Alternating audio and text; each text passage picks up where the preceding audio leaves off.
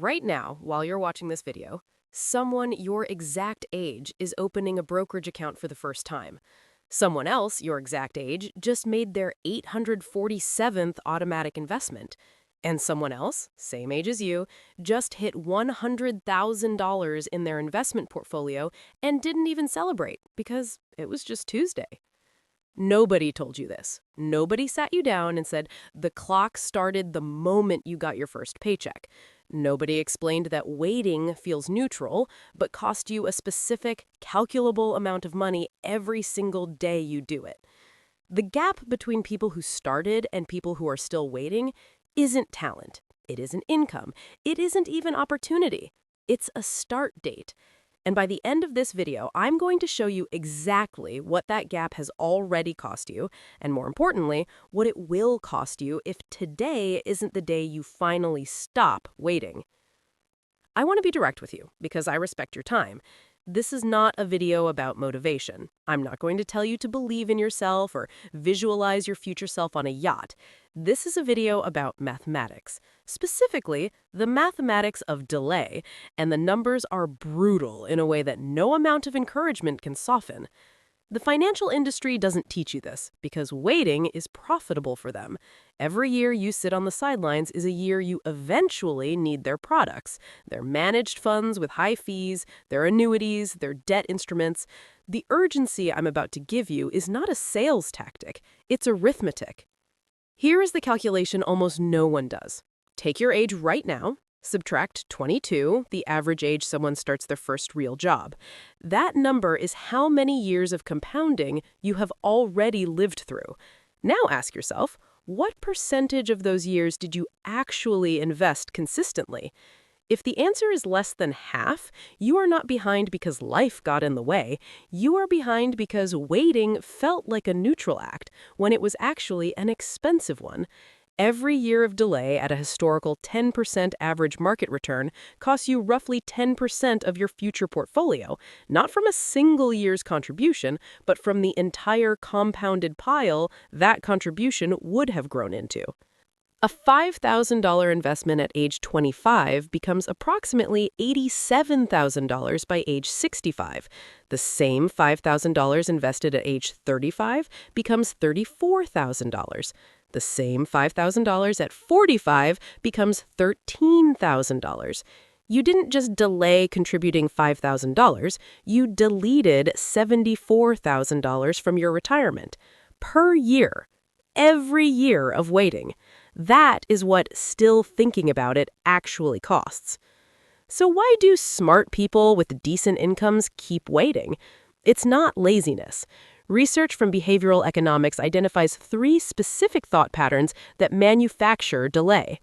The first is what psychologists call the someday fallacy. The brain treats someday as a real calendar date, a place on the future timeline where current barriers will have resolved themselves and starting will feel obvious and easy. Someday I'll have more money. Someday the market will be less volatile. Someday I'll understand it better. Someday never arrives on schedule because it isn't a schedule, it's a feeling, and the feeling keeps moving forward just far enough to stay out of reach. The second is optimism bias, the documented tendency for humans to believe that negative consequences apply to other people more than themselves. You know intellectually that starting late hurts wealth building, but your brain quietly assumes the math won't be as severe in your specific case. You're the exception. You'll make it up. This isn't arrogance. It's how the human brain is wired, and it is costing you money. The third is what researchers call temporal discounting, the psychological tendency to undervalue future rewards relative to present ones. $1 today feels more real than $10 in 20 years, even when the math strongly favors waiting. This is why you spend on things that feel good now and delay investing that would feel irrelevant until it suddenly doesn't. Let me tell you specifically what the people who already started are doing differently, because it's almost certainly not what you're imagining. They are not smarter than you. A 2023 Vanguard study found zero statistically significant correlation between investment knowledge scores and actual investment returns among individual investors. The people building the most wealth are not the ones who understand options strategies or can read a balance sheet. They're the ones who automated a simple index fund investment and left it alone. They are not making money more than you. According to data from the Federal Reserve Survey of Finances, a significant portion of people with over $500,000 in investable assets earn under $100,000 a year. Income matters far less than behavior. What they did differently is embarrassingly simple. They picked a number, any number, and they automated it to invest on a fixed schedule, on a fixed day, into a low-cost index fund, and then they did not touch it. That's it. The compound interest did the rest. The market did the heavy lifting. All they did was start. Let me make this as concrete as possible. I want you to feel this number, not just understand it. Assume you invest $400 a month, $4,800 a year, into a total market index fund returning the historical average of about 10% annually. Here is what 1 year of delay costs you in final retirement balance depending on your current age. If you're 30, 1 year of delay costs you approximately $250,000 in retirement wealth. If you're 35, it costs you approximately $155,000. If you're 40, approximately $95,000. If you're 45, approximately $58,000. Read that again. Sitting on your hands for 12 more months, not a decade, not 5 years, 12 months eliminates between $58,000 and $250,000 from your retirement, depending on where you are right now. There's no emergency fund, no pay raise, no bonus that replaces that. The people who started aren't lapping you because they're running faster. They're lapping you because they started running while you were still lacing your shoes. Here is the exact protocol to stop waiting today. 3 steps. None of them require financial expertise. Step 1. Open a Roth IRA if you qualify. Income limits apply, but most people reading this qualify. If you already have one, skip to Step 2. Fidelity, Vanguard, and Schwab all have 0 minimums to open. This takes 11 minutes. Step 2. Set up a recurring monthly contribution of whatever you can move without feeling it. Not the amount you wish you could invest, the amount you genuinely won't miss this month. For some people, that's $50. For some, it's $500.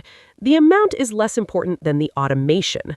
Automated contributions remove the decision from your daily life, which means they survive bad months, busy seasons, and emotional spending spirals. Step 3. Select a single target date index fund or a total market index fund. Set it and stop looking at it. The research on investor behavior is unambiguous. The more frequently you check your portfolio, the worse your returns. The best investor behavior is the behavior that requires the least behavior. That's it. 3 steps. The entire wealth gap between you and the people who already started closes from one direction. The moment you stop being someone who hasn't started and become someone who has. But the market is uncertain right now. The market has always been uncertain. It was uncertain in 2020 when it dropped 34% in 33 days and then fully recovered and hit all-time highs within 6 months. It was uncertain in 2008 when it lost half its value and then tripled over the next decade. Uncertainty is not a new condition. It is the permanent condition of markets. The people who waited for certainty are still waiting. But I have debt to pay off first. High interest debt, credit cards above 15% APY, should be paid first. Agreed. Everything else is a mathematical question.